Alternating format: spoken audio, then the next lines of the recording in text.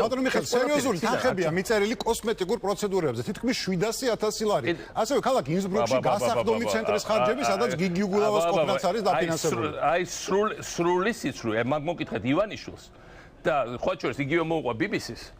და BBC-ს კორესპონდენტ სიცილით მითხრა, რომ ესე მითხრა, რომ შენ ბოტოქსი კეთებ, მოთხე მე შემომხედეთ სახეზე ახლა და კარგად შეხედეთ მაგის სახეს. ჩვენ ორ შორის ვის აქვს კოსმეტიკური პროცედურები გაკეთებული, ეგ არის დღესავით ნათელი. მე ეს არაფერში არ მჭირდება და ეს არის სრული სიცრუე. ეს არის ერთ-ერთი ის სიყალბე, რასაც ის აკეთებს და რაც შეეხება იმას, რომ ვიყავით ერთად რაღაც კონფერენციაზე ევროპაში და სამედიცინო გამოკვლევად ჩავიტარეთ იმ ცენტრში დღენახევრიანი, რა მერე ამაში. დღენახევარი ვიყავით. და რომელი და სრული ჩეკაპი გავაკეთე. რომელი ქვეყნის პრეზიდენტი არ აკეთებს პატარა სტუდიის ამას 2 წელიწადში, 3 წელიწადში ერთხელ. ბატონო მიხეილ, ტანსაცმელი სტილისტი მზარეული, ამაზე ჩვენ ვისაუბრეთ, მაგრამ კიდევ არის აი პიჯაკების და პალტო ფიგურირებს, სადაც 50,000 ლარი არის. რამდენი ცალი იყო, მოთხარი? 7 პიჯაკი არის და 1 პალტო. ჯამში 50,000 ლარი ფიგურირებს. ბოდიში 9 წელიწადში საქართველოს პრეზიდენტი, რომელმაც საქართველოს გააცნო თელ სოფლიოს, რომელმაც დაესწრო ამ 9 წელიწადში 50-ზე მეტი სამით, მიიღო სოფლიოს ყველა წამყვანი ლიდერი თითქმის საქართველოში. 7 პიჯაკი დაჭდა ეს 7 პიჯაკი მხოლოდ 8 პიჯაკი და ამაზე არის ივანიშვილი რასაც აგებს ყველაფერს კარგით ხალხო ახლა და მე ვაცხადებ კი რომ განსხვავებით ამ ხალხისგან მე კორუმპირებული არასდროს არ ყოფილა ჩემ ოჯახს შემოსავლები არ აქვს მე არ შებელო ჩემ თვითონ მე თვითონ ყიდვა არც შესაბამის პიჯაკის არც რომელი გირჩენია თქვენ პრეზიდენტი რომელიც კერძო თვითფრინავს სავის თვითფრინავს დაფრინავს და ბევრ ფულს აკეთებს თუ პრეზიდენტი რომელსაც სახელმწიფო ინახავს, მაგრამ სამაგიეროდ არავის ფულს არ აპარიებს. სიტუაცია არის ძალიან კონკრეტული, მეგობრებო. ძალიან კონკრეტული. შევარნაძე როცა წავიდა, ეხლა შევარნაძე დაკრძალეს დიდი პატივით. მეც პატივი მივაგე მის ხსოვნას, მაგრამ მოდი ეხლა გულწრფელად ღიად ვილაპარაკო. შევარნაძე როცა წავიდა პრეზიდენტობიდან, გადასახვევი ერთი არ დაუტოვებია, საჩუქრებს ყველა პრეზიდენტი იღებს, ხო?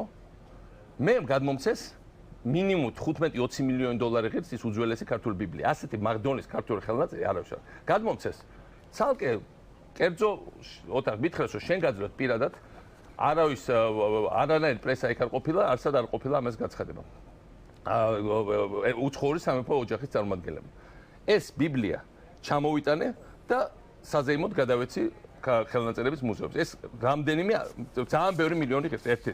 მეორე უაქტელი ეს საჩუქრები რომელიც გადმოგცეს ყველაფერი დარჩა საქართველოს შევარნაძეს სახელმწიფო აგარაკი ჩვენ გადავეცით მე არ ამხოლოდ აგარაკი ან სახელმწიფო რეზიდენცია არ დამჩენია როდესაც დაუმთავრე პრეზიდენტობა რამდენიმე მსხვილი ინვესტორი რომელსაც გადავყევით ის რომ კაპიკი არასდროს გამოგვირთმევია მოვიდა ჩემთან გითხრა ეხლა ჩვენ მზათავართ უზრუნველყოთ ჩვენი ცხოვრება უცხოეთში რახან ის ვიცი რომ ფული არ აქვს მე ვთხარი მთელი ფული რისი მოცემასაც აპირებთ გადაეცით საპრეზიდენტო ბიბლიოთეკას საქართველოში სააკაშვილის ჩვენ ავაშიეთ საპრეზიდენტო ბიბლიოთეკა შევარდნაძე სახელმწიფო აგარაკი წაიღო და მე დავტოვეთ იმ სახსრებიდან რომელიც უნდა ყოფილიყო ის რასაც უნდა შევენახე უცხოეთში თლიანად გადავეცი საპრეზიდენტო ბიბლიოთეკას საქართველოში ეს არაჩვენებს სტილის განსხვავებას ეს არაჩვენებს როცა საჩუქრებს ვლაპარაკობთ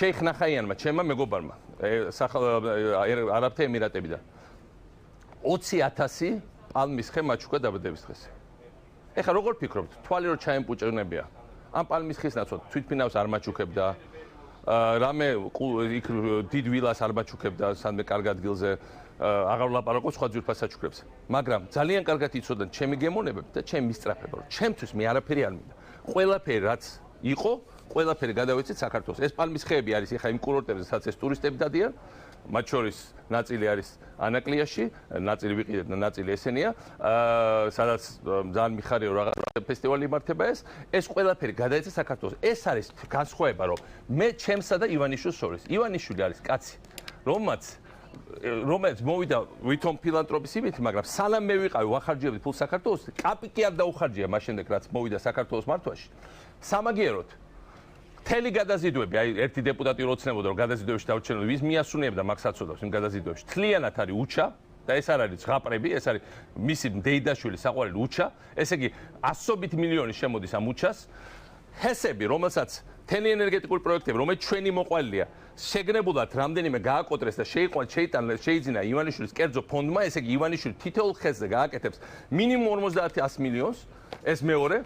მესამე როდესაც ლაპარაკობთ თბილისის ცენტრში გახსოვთ ეს პროექტი რო იყო რომ ჩვენ უნდა აი ხა რასაც იძახს ნარბანია რომ ეს უნდა დავანგრევიო უпростоრად ინვესტორი თუ დაანგრევს ამას და სხვაგან აიღებს ვალდებულებას გადავწეთ მიწას ვინ არის ხო არიცით ეს ინვესტორი ვინ უტრიალებდა თელი ეს პერიოდი რიყეს და არ მივეცით და რატო იყო რიყეზე ასეთი ამბავი ბიძინა ივანიშვილი ეს არის კაცი რომელიც კერძო ინტერესის გარეშე ერთ კაპიკს რო ჩადებს თუ არა გარანტია რომ ამოიღებს 100 ლარს შანსი არაა რომ ჩადოს ეს არის განსხვავება მის სტილსა და ჩემს სტილსა და ეს კაცი დღეს ჯერ აყალბებდა ამ ჩემ რაღაცეებს და აწერდა და თავის და შეინახა და ეს კაცი არის რომელიც მე ბრალს მიყენებს